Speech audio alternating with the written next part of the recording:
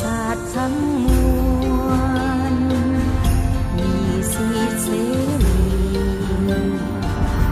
รวมสามัคคีเป็นพี่น้องเดียวต่อสู้เด็กเดียวสร้างชีวิตใหม่เมฆมืดผ่านไปสีสดใสเข้ามาแทนที่ดินแดนแห่งนี้สุดที่ลำคาเลือดนักโลกในท่าแดงทั่วแห่งโลกเสียสละสู้สนหากแพ้ไปดีเทพบอยนี้จะหักษาศักดิ์ศรีรัศมีตายในทั่วแผ่นนา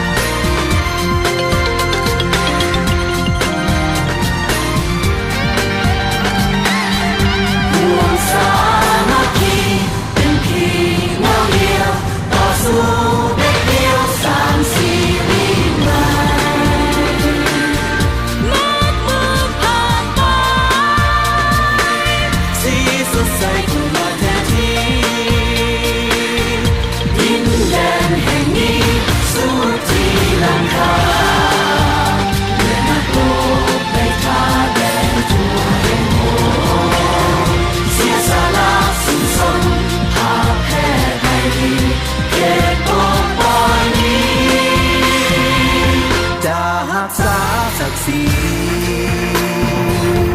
แค่รัศมี